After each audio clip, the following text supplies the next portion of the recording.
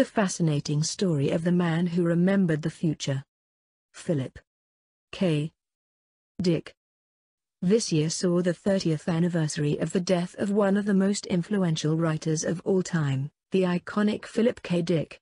Although virtually unknown outside of science fiction circles, during his lifetime Dick's intriguing philosophy on the nature of reality has become a staple of the modern Hollywood movie. Huge blockbuster movies such as Total Recall, Minority Report, The Adjustment Bureau, Blade Runner, A Scanner Darkly and Paycheck were loosely based directly on his novels or short stories, and movies such as The Eternal Sunshine of the Spotless Mind, Memento, The Matrix, The Truman Show and Inception all owe a huge debt to his vision. One of the most intriguing themes of Dick's writing was the concept of the precog, a person who could see the future before it happened. In 1954 Phil introduced the concept of precognition in his novel The World Jones Made. In this novel the eponymous anti-hero Floyd Jones can see exactly 1 year into the future. From then on precogs occur regularly in his novels and short stories, most notably in his 1956 short story The Minority Report, his 1964 novel Martian Time Slip, The Three Stigmata of Palmer Eldritch and many others. What was it that made Philip K. Dick interested in precognition? It had not been a particular theme within classical science fiction, nor had it been part of the books that the young Philip read during his childhood years and early teens. The answer may lie in one simple fact: Philip K. Dick himself was a precog. He was not writing fiction but heavily disguised autobiography. Let us review the evidence. Like many of his schoolmates, Phil was expected to attend the University of California in his hometown of Berkeley. But in order to do so he needed to reach the entrance grades required. This possibility started to fade rapidly when, during a crucial physics test, Phil couldn't remember the key principle behind the displacement of water. As 8 of the 10 questions involved this principle, he was clearly in trouble. And then it happened. A voice clearly and precisely explained to the surprised young man the scientific principles he so desperately needed to understand. All Phil had to do was write down the words in his head. Phil received an A grade. Although this voice effectively disappeared for many years, Phil continued to sense there was a part of him that was alien in some way. Throughout the 1950s the voice remained silent, and then, under somewhat prosaic circumstances, it reappeared. In an interview with his friend Greg Rickman, recorded in October 1981, Phil described how he had been watching a TV program about the Galapagos turtles. Philip K. Dick, with his wife Leslie, Tessa Busby, married between 1973 to 1977. The fight for survival of one particular female turtle had really upset him. After laying her eggs she had turned in the wrong direction, and instead of going towards the sea she crawled inland. Soon the heat had brought about extreme dehydration. She was dying. As she began to fade her legs were still seen to be moving. The film had been edited to give the impression that the dying turtle was imagining she was back in the ocean. He went to bed with this tragic image in his mind. He woke up in the night to hear a voice. In careful and deliberate terms the entity explained to Phil that the turtle actually believed she was in the water. I was just terribly amazed and dumbfounded to hear that voice again. It wasn't my own voice, because one of the sentences the voice said was "and she shall see the sea," and I would not use the two words "see" and "see" in the same sentence.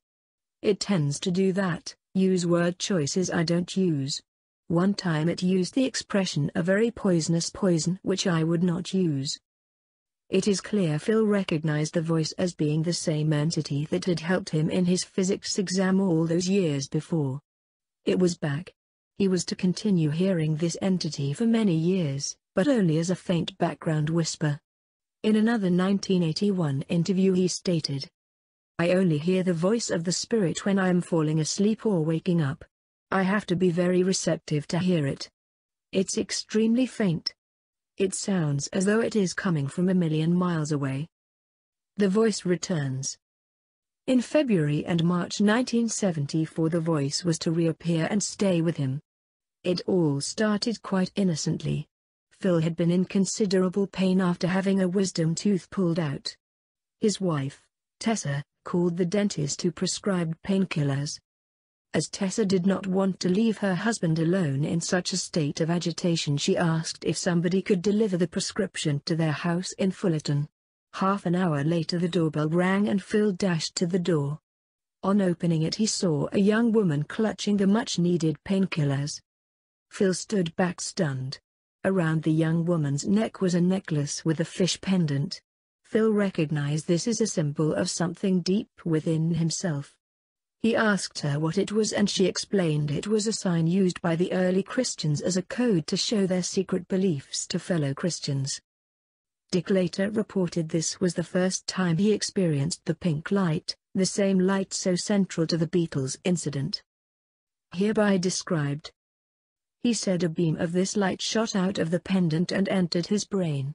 This light opened up a part of his brain that had long been asleep. He described it in this way. I suddenly experienced what I later learned is called anamnesis, a Greek word meaning, literally, loss of forgetfulness. I remembered who I was and where I was. In an instant, in the twinkling of an eye, it all came back to me. As we have already mentioned, up until March 1974 what Dick had called the voice manifested itself on rare occasions such as the incident during the school exam. But after Phil's anamnesis his hidden partner was to become very active in his life. It decided that Phil had become far too slovenly in his personal appearance. He was made to go out and buy a pair of nasal hair clippers and it suggested he trim his beard. The entity even had Phil go shopping for new trendy clothes. It was also concerned about the health of the shared body. It had Phil go through his drugs cabinet and forced him to throw out those medications that were proving problematical to his health.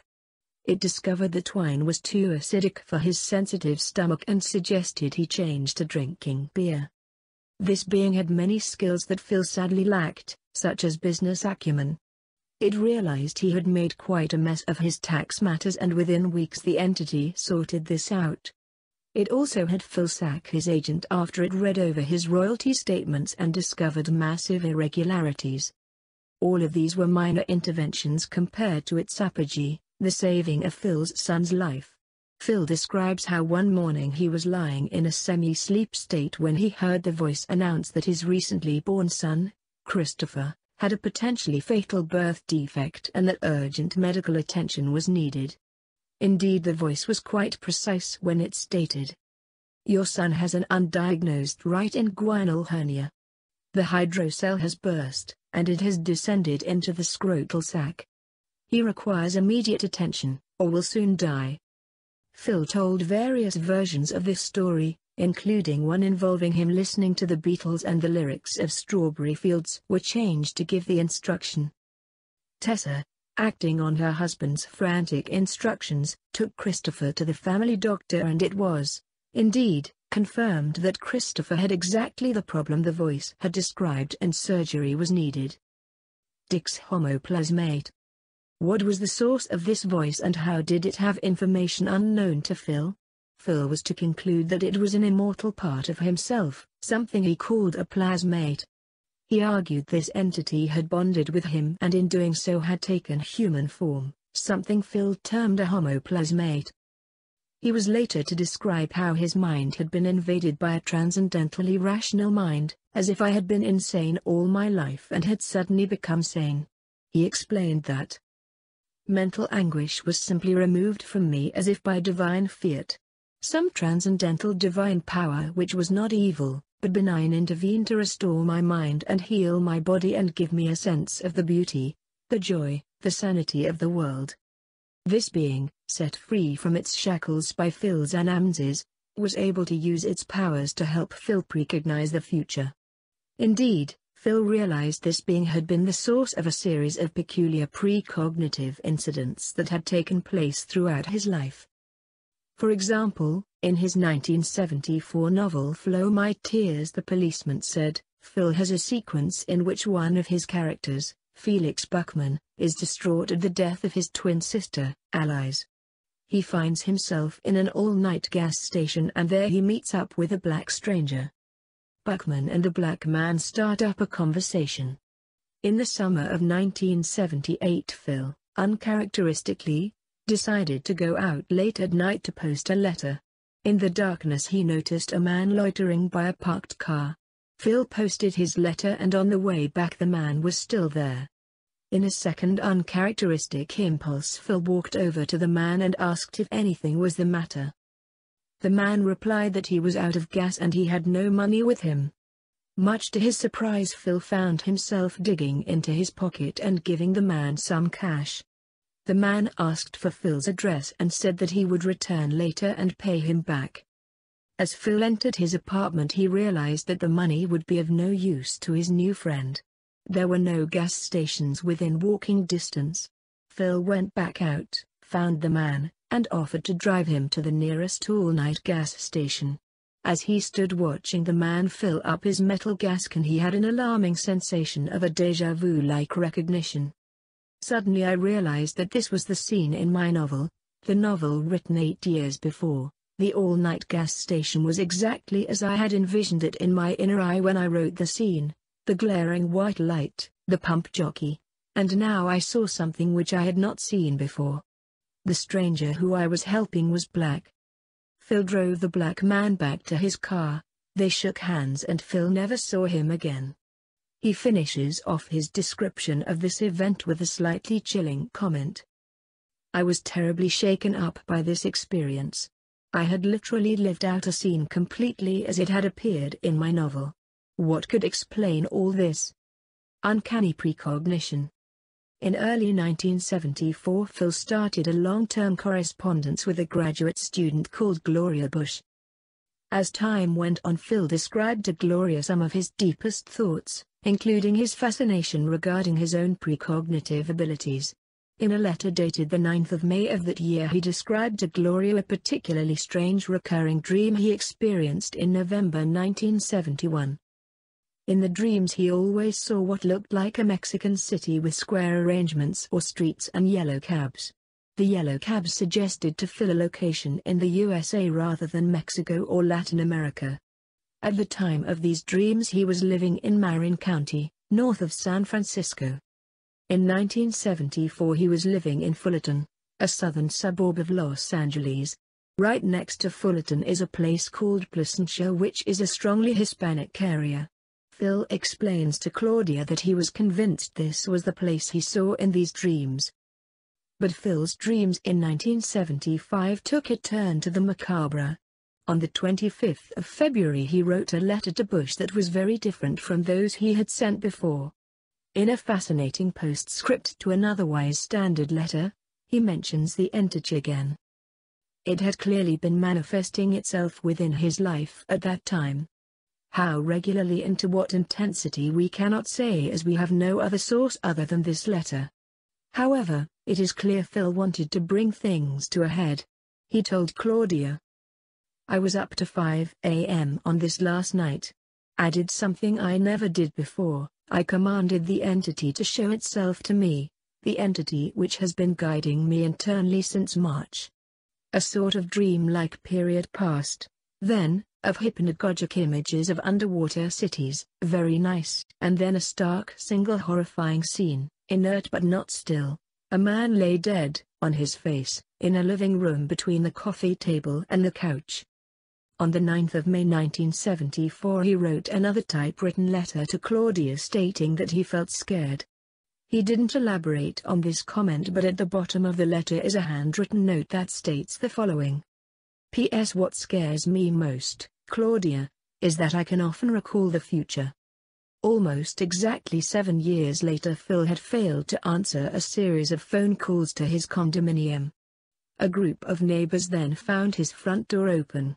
One witness, Mary Wilson, entered the condo and described how she initially thought nobody was home, but then she spotted Phil's feet sticking out from behind a coffee table. She immediately asked her mother to phone Phil's close friend, science fiction writer Tim Powers. Powers jumped on his motorcycle to see what he could do to help. In his introduction to the selected letters of Philip K. Dick Volume 4, Powers describes what happened next. As I was putting the key in the ignition of my motorcycle, I heard the sirens of the paramedics howl past me down Main Street. When I got to Phil's place, the paramedics and Mary Wilson were already there, and the paramedic had lifted him from between the coffee table and the couch and carried him to his bed, and Mary and I answered a few hasty medical questions about him before they got him into a stretcher and carried him downstairs to the ambulance. Phil's February 1975 dream had come true in stunning detail. He had seen the circumstances of his own death. Who, or what, was the entity that seemed to share Phil's life and know his future? Surprisingly enough, Phil believed this being to be a version of himself that existed outside of time, a being that could observe the whole of Phil's life from a position of timelessness. Phil believed that during his dreams, in his semi-waking states and during certain times of heightened awareness, this timeless part of himself could communicate and use its foreknowledge to assist him. In October 1977, Phil made a very curious statement during a radio interview at the Berkeley radio station KPFA-FM. He described an incident that took place in 1951. Back at the time I was starting to write science fiction. I was asleep one night and I woke up and there was a figure standing at the edge of the bed, looking down at me. I grunted in amazement, and all of a sudden my wife woke up and started screaming because she could see it too. She started screaming, but I recognized it and I started reassuring her, saying that it was me that was there and not to be afraid. Within the last 2 years, let's say that was in 1951, I've dreamed almost every night that I was back in that house, and I have a strong feeling that back then in 1951 or 52 that I saw my future self, who had somehow, in some way we don't understand, I wouldn't call it a cult, passed backward during one of my dreams now of that house, going back there and seeing myself again. So there really are some strange things. If the figure at the end of the bed was a future version of Phil, then that version would have foreknowledge of all Phil's life experiences between 1951 and 1977. Indeed, if Phil's interpretation can be taken at face value, we have here evidence that in some way his mind from the mid-1970s was manifesting itself back within its own past. Vertical versus orthogonal time. But Phil was not simply happy with accepting this may be the case. He wanted to create a model to explain such a belief. Immediately after the strange events of February and March 1974, or simply the 2nd of March 1974 as he termed them, Phil started to keep a journal. Initially in handwritten form and later as page after page of typewritten sheets with diagrams and side notes, this became known as his exegesis. In effect, this was Phil's attempt to understand the source and meaning of the visions and revelations that he continued to receive until his death in March 1983. We are fortunate that in November 2011 a single volume containing all the main sections of this huge work was published by Houghton Mifflin Harcourt. Running to 976 pages, this is a fascinating read, and in it one can discover Phil's own understanding of how a part of him could see the future. His solution was a radical reinterpretation of time itself, something Phil called orthogonal time. He proposes there are two variations of time, both of which exist at right angles to each other. We are usually only aware of vertical time, but there is another which runs at right angles to our space-time. He calls this orthogonal time. If we could perceive both times simultaneously, it would look cubical, hence his term cubic time. He proposed that events are actually located within this cubic time. As such, the idea of cause and effect cannot be applied within this model. Causality can run in reverse or act simultaneously with an event in the past or the future. In other words, within orthogonal time all past and future states exist at this moment. In the whole of the exegesis, Phil makes one passing reference to a physicist by the name of Hermann Minkowski, the teacher of the much more famous Albert Einstein. With reference to his own precognitions, Phil wrote, "This is a disturbing new view, but oddly enough it coincides with my dream experiences, my precognition of events moving this way from the future. I feel them inexorably approaching, not generated from the present but somehow already there but not yet visible. If they are somehow there already, and we encounter them successively, the Minkowski block universe events are all already there but we have to encounter them successively, then this view might be a correct view of time and causality.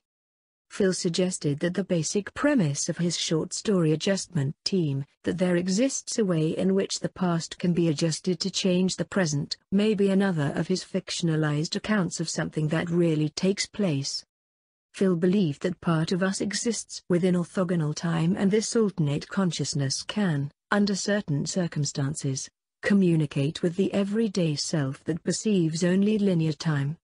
This was the source of the voice and Willis, vast active living intelligence system, Dick's Gnostic vision of one aspect of God. This is how, in dreams, Phil found himself back in his own past observing an earlier version of himself. In this way the voice was his own voice speaking from his own future. This entity created his plot lines using material from his own future. Was this how the meeting with the black man at the gas station ended up in a scanner darkly? All information from all parts of our life is readily available to a mind open to receive it. Phil suggested in a letter to his friend Patricia Warwick, written in September 1981, that the universe is an information retrieval system, which is to say, everything that has ever happened, ever been, each arrangement and detail, all are stored in the present moment as information. What we lack is the access or entry mechanism to this stored information. Where the past of each object, all its prior manifestations along the form axis, this is all stored in the present object and can be retrieved. This is again astounding evidence that Phil seemed to be accessing information from some form of infinite data field. It is very much in keeping with the work of modern-day researchers such as Ervin Laszlo and Bernard Hayek, both of whom suggest this library is, in fact, something known as the zero-point field. Is this the answer to the mystery of Phil's precognitions? It certainly makes sense. The future and the past are simply illusions. Philip K. Dick and every being that reads this article consist of two independent consciousnesses. One lives in linear time and the other in orthogonal time. And in this way we may all be immortal. After all, the transition between life and death takes place in linear, not orthogonal, time. In his novel Ubik, Phil created a concept known as half-life. This is a timeless place, hovering between life and death. Tibetan Buddhists call this the Buddha state. Is this from where Phil's eternal mind communicated with him? To paraphrase the title of one of his most intriguing books, could it be we all exist in a place where time is out of joint? What do you think of Philip's books? Please comment below. And share. And like. And subscribe. Thank you.